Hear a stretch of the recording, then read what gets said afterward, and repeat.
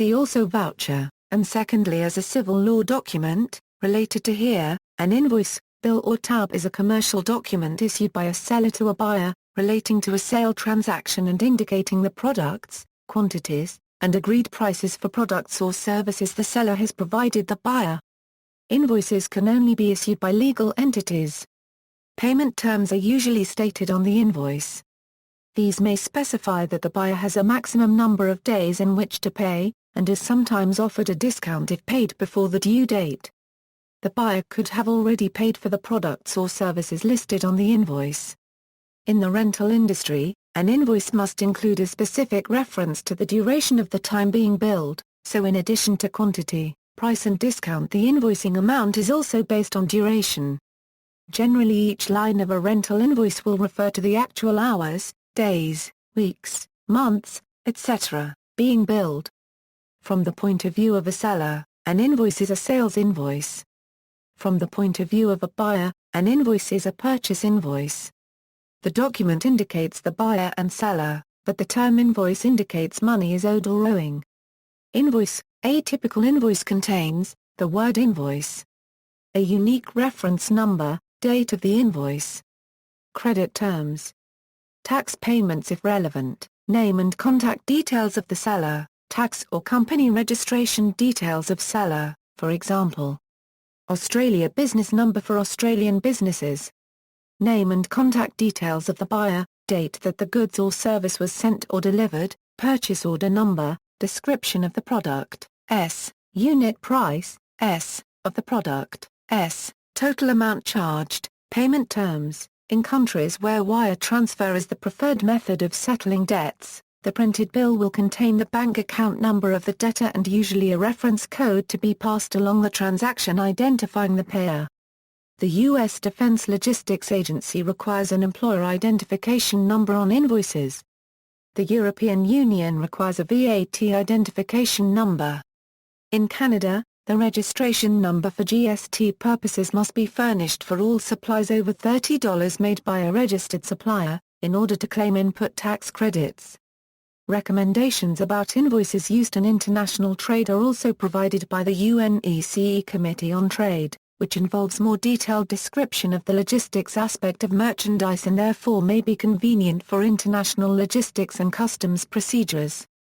The EU VAT Union Invoice Definition. The European Union Value-Added Tax Union, Council Directive 2006/EC of November 28, 2006 on the Common System of Value-Added Tax. Article 226 is a concise definition of invoices within the Union member states.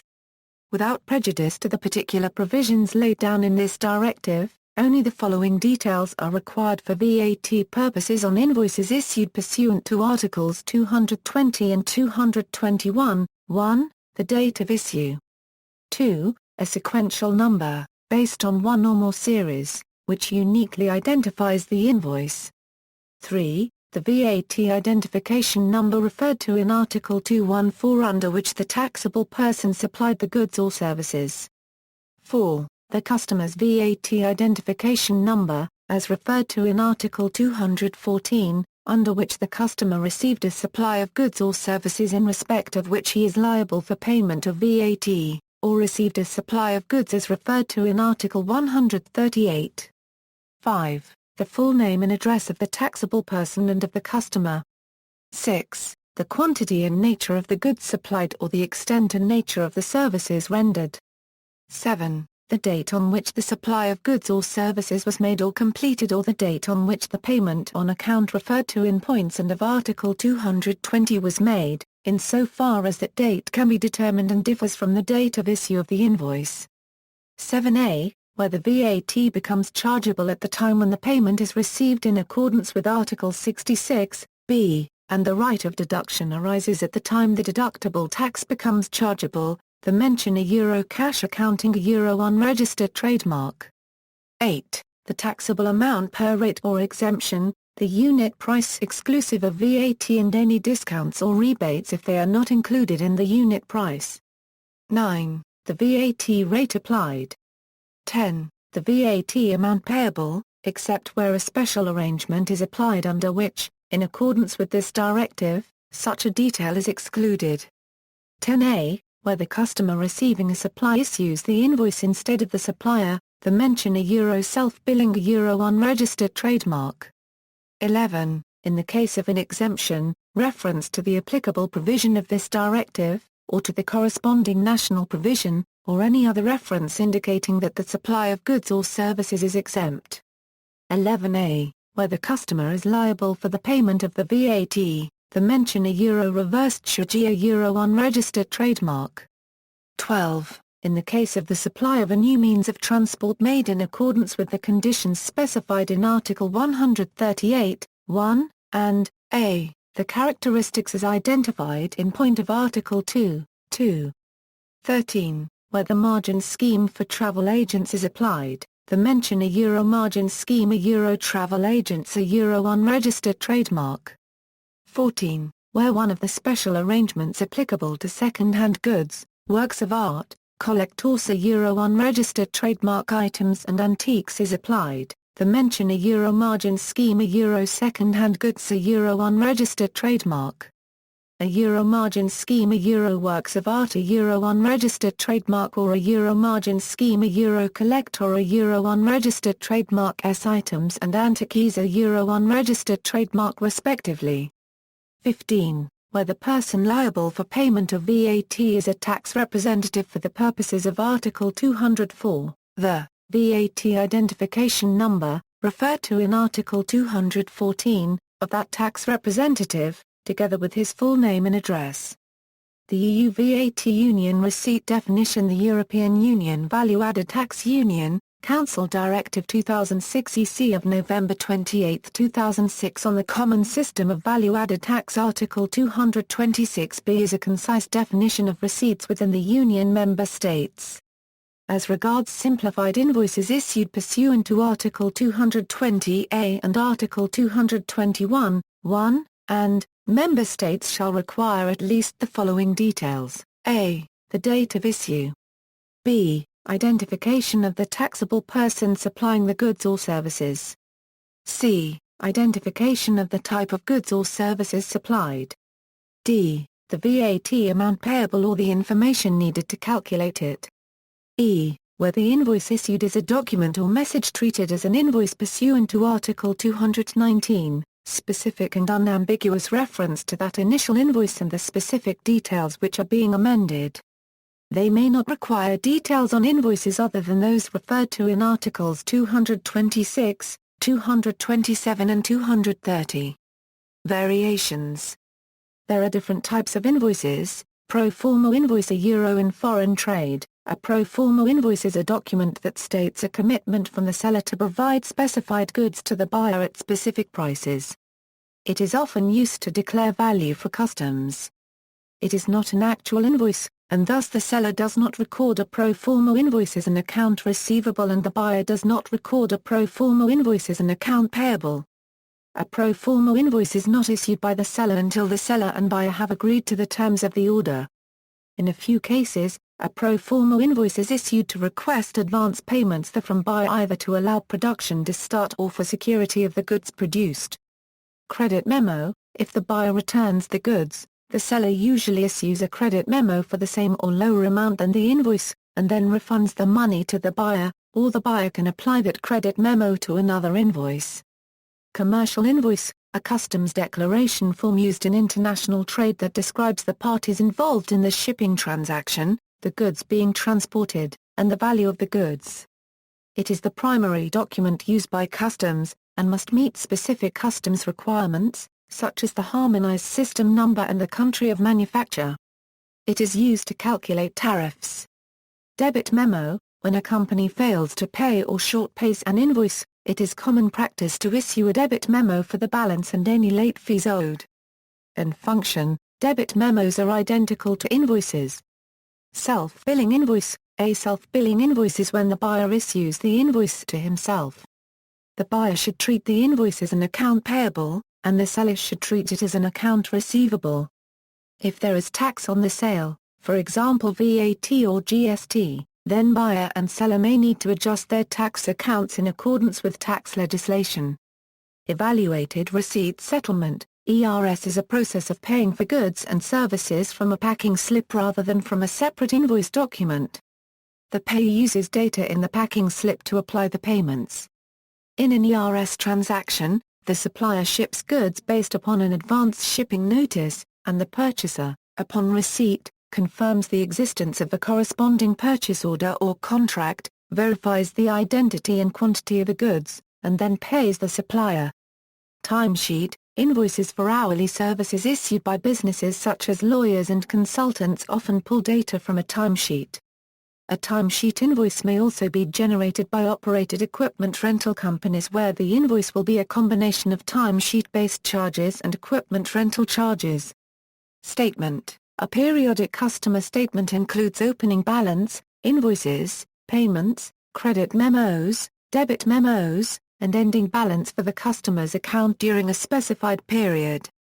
A monthly statement can be used as a summary invoice to request a single payment for accrued monthly charges. Progress billing used to obtain partial payment on extended contracts, particularly in the construction industry. Collective invoicing is also known as monthly invoicing in Japan. Japanese businesses tend to have many orders with small amounts because of the outsourcing system, or of demands for less inventory control. To save the administration work, invoicing is normally processed on monthly basis. Continuation or recurring invoicing is standard within the equipment rental industry, including tool rental. A recurring invoice is one generated on a cyclical basis during the lifetime of a rental contract. For example, if you rent an excavator from January 1 to April 15, on a calendar monthly arrears billing cycle, you would expect to receive an invoice at the end of January, another at the end of February, another at the end of March, and a final off-rent invoice would be generated at the point when the asset is returned. The same principle would be adopted if you were invoiced in advance, or if you were invoiced on a specific day of the month. Electronic invoicing is not necessarily the same as EDI invoicing. Electronic invoicing in its widest sense embraces EDI as well as XML invoice messages as well as other formats such as PDF.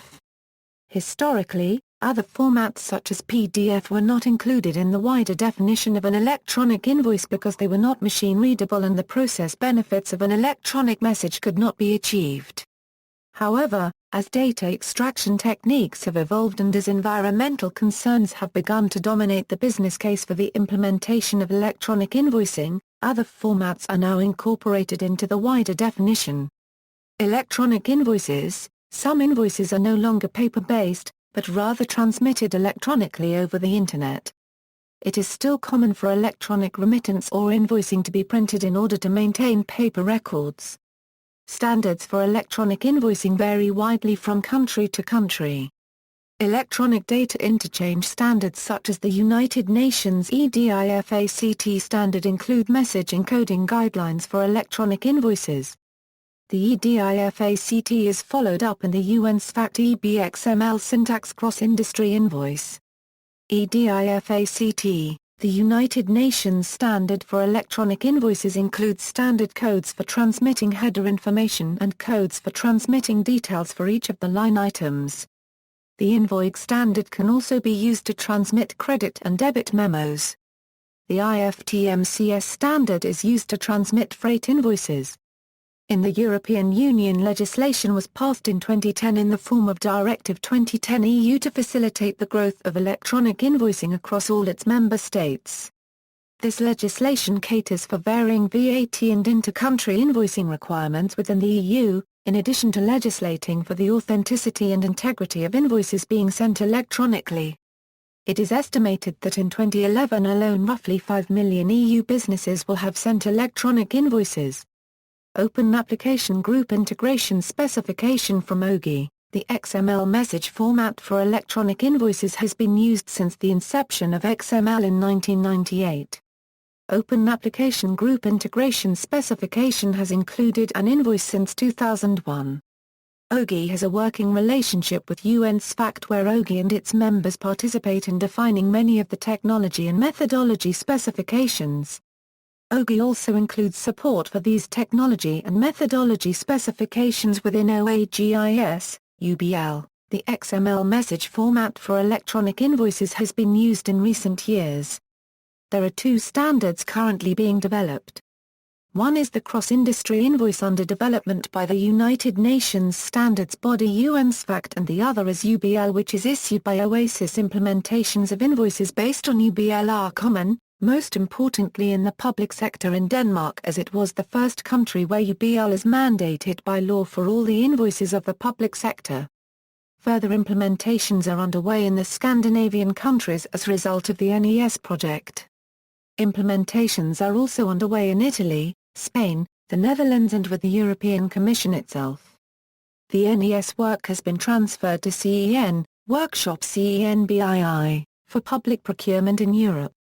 The result of that work is a precondition for PEPAL, Pan-European Pilots for Public Procurement, financed by the European Commission. Their UBL procurement documents will be implemented in cross-border pilots between European countries. Agreement has been made between UBL and UNSFACT for convergence of the two XML messages standards, with the objective of merging the two standards into one before end of 2009, including the provision of an upgrade path for implementation started in either standard. ISDOC is a standard that was developed in the Czech Republic as a universal format for electronic invoices. On October 16, 2008, 14 companies in the Czech government signed a declaration to use this format within 1 year in their products. Payment of invoices. Organizations purchasing goods and services usually have a process in place for approving payment of invoices based on an employee's confirmation that the goods or services have been received. Typically, when paying an invoice, a remittance advice will be sent to the supplier to inform them their invoice has been paid. Standardization. Invoices are different from receipts. Both invoices and receipts are ways of tracking purchases of goods and services. In general, the content of the invoices can be similar to that of receipts, including tracking the amount of the sale, calculating sales tax owed and calculating any discounts applied to the purchase. Invoices differ from receipts in that invoices serve to notify customers of payments owed, whereas receipts serve as proof of completed payment.